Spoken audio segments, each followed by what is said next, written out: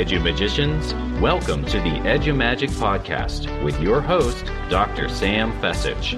Dr. Sam is a professor of education, author of Edu-Magic, and a pumpkin spice latte fan. This podcast is designed for pre-service teachers. Remember, friends, teaching doesn't begin at graduation, but during that first class at 8 a.m. Let's get this party started. I'm Andrew Murata, host of the Education, Leadership, and Beyond podcast, a part of the Education Podcast Network, just like the show you are listening to now. Shows on the network are individually owned and opinions expressed may not reflect others. Find other interesting education podcasts at edupodcastnetwork.com.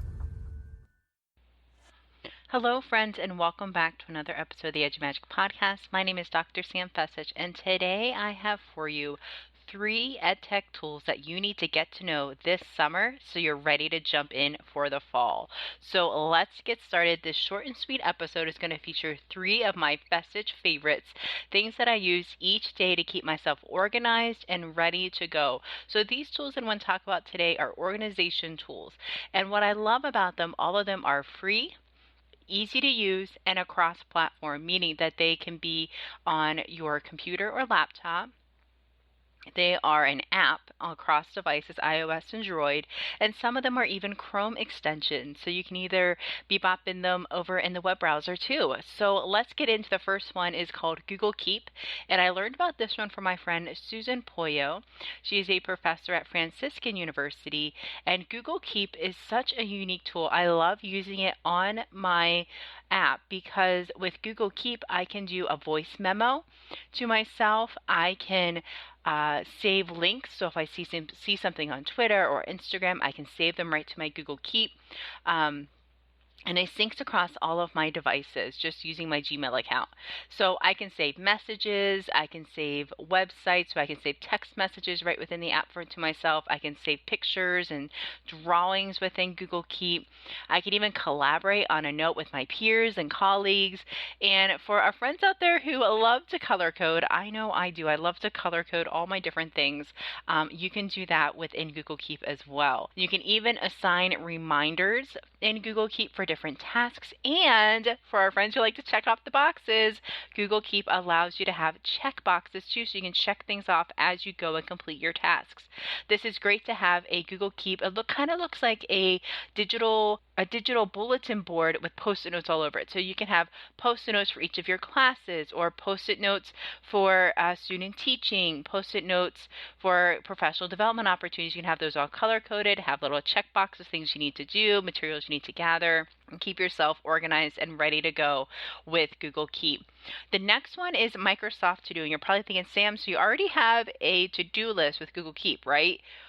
Wrong. With Google Keep, I love to have Google Keep because I can go in and I can save websites, pictures, and I can do voice memos within Google Keep. Microsoft To Do is my to-do list planner agenda app. And what I love about this is I can have lists, because I got to have my list with all my projects that I'm doing, all my classes. I can have within those lists tasks and subtasks, like if I'm going to break an assignment down into different parts, I can have that within Microsoft To Do. I can assign a certain list to my teaching assistants, and I can share lists within my team as well. But what I really like about it is if I'm in my Outlook account, I can flag emails and it'll automatically pop it right into Microsoft To Do. So I got to reply to that email, flag it, and it makes it a task on my Microsoft To Do.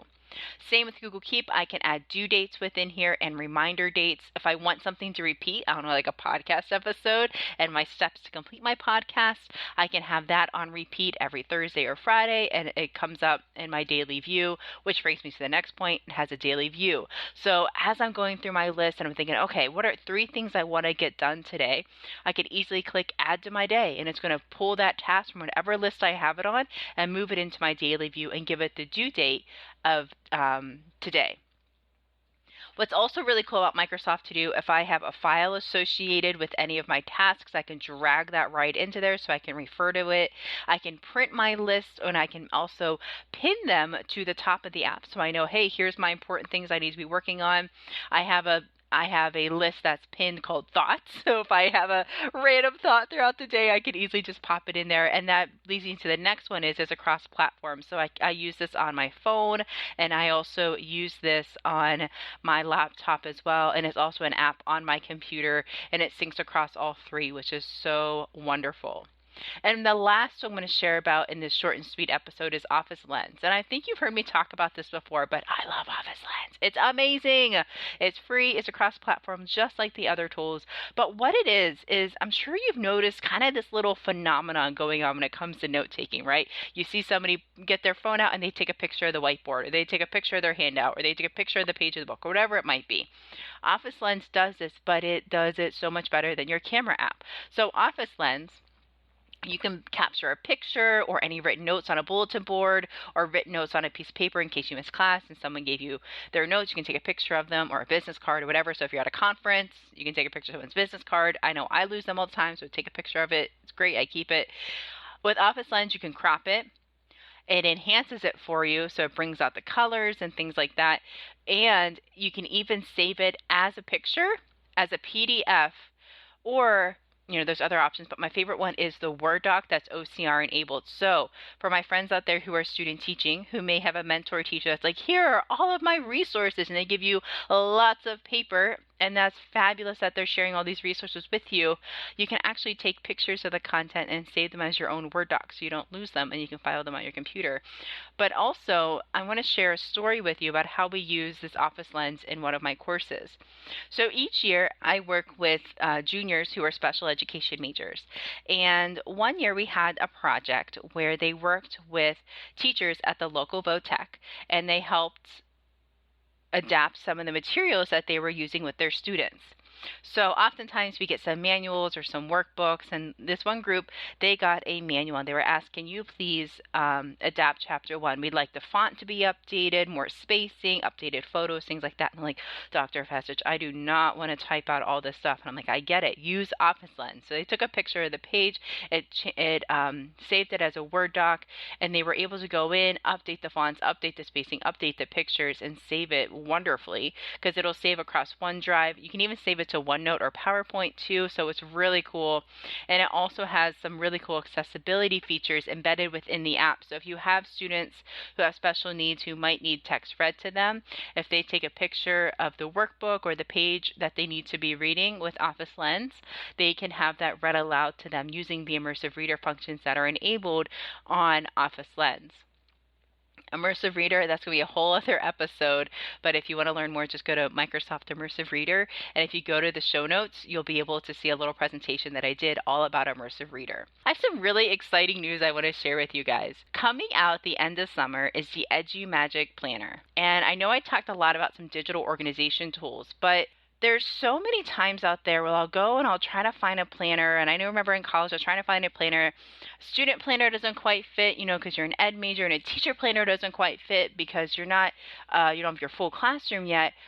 But with the EduMagic Planner, we brought together these worlds of student and teacher into one.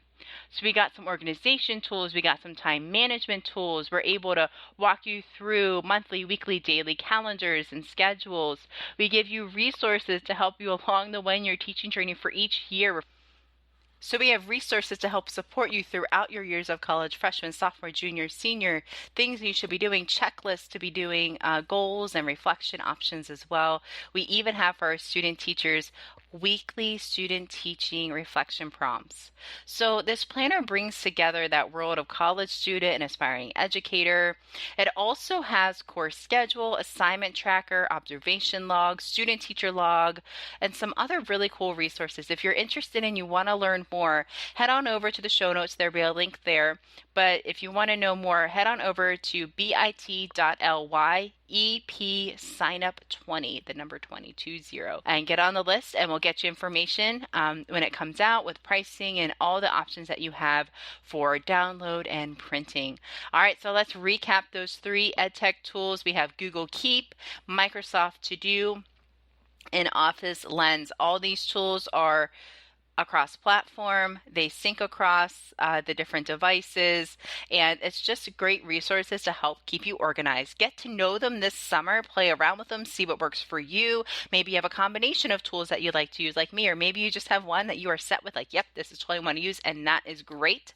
So get to know them a little bit this summer so you can hit the grounds running this fall when it comes to organization skills. All right, friends, head on over to the show notes for all the information shared today. Have a great week, and I will see you next week.